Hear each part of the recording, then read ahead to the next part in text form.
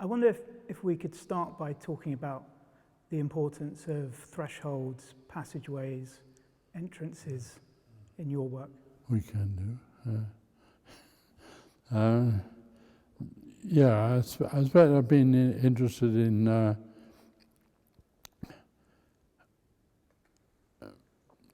inventions by engineers and architects that are simply built for the human body to move from one place to another, so that you can actually point to a ladder, a staircase.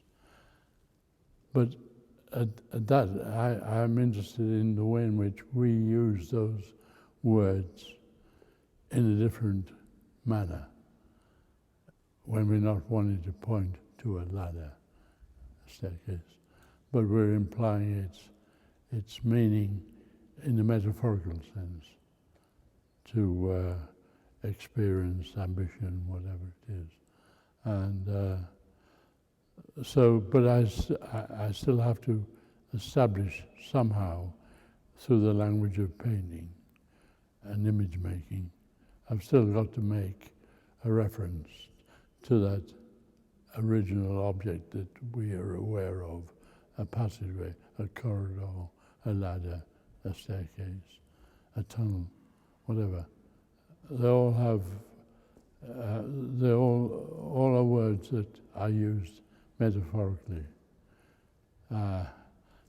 with regard to other human experiences. Yeah.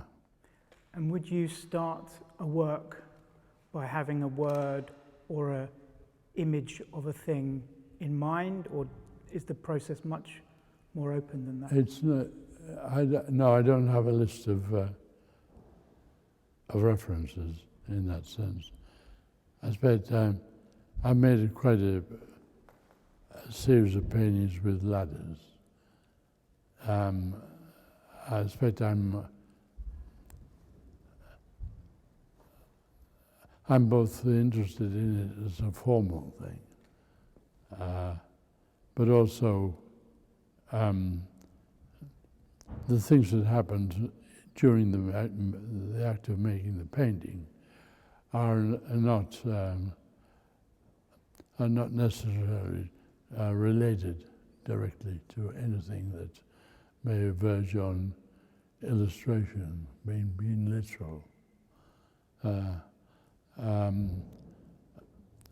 For instance, I wouldn't want to make a painting of a ladder that looked as if it was ready to go to a ladder-making firm, where somebody could turn out. My ladders are more rustic, I think, and broken down often, and that's because of the metaphor. Certainly, and these two ladders are not, the two ladder forms in this painting are not ones that I would want to climb.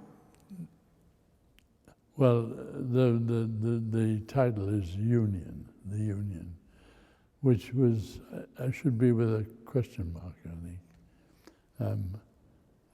It may refer to the union of people, but as you can see, they're still far apart, the two bits that make up the ladder. But I suppose in that sense, there's a distant story, a shadow of story there that is somewhere at the back of the brain. But with the perhaps with the hope that the two get together. Two bits get together because they're made for each other. So there is some optimism. Well, the union actually gives the optimism. Looking at the painting, as I said, perhaps it should be with a question mark. No guarantee.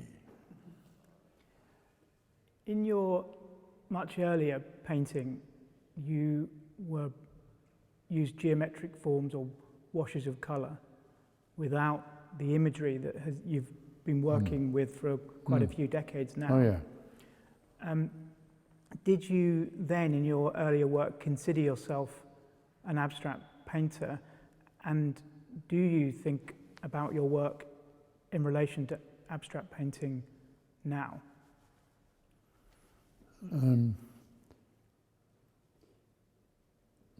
When I was at the academy schools many, many years ago, I had two heroes that were brought about through seeing the exhibitions at the Whitechapel Gallery, organized by Brian Robertson. And one was de Kooning, and the other one was Rothko. Now, they seem to be very opposite to each other. And they are, in a way. I feel it's important that drawing, identifying something that can be recognized, it's not abstract in that sense, is important in my particular interest in the idea of identifying the source and the practical use of something, architecturally or physically. That's important.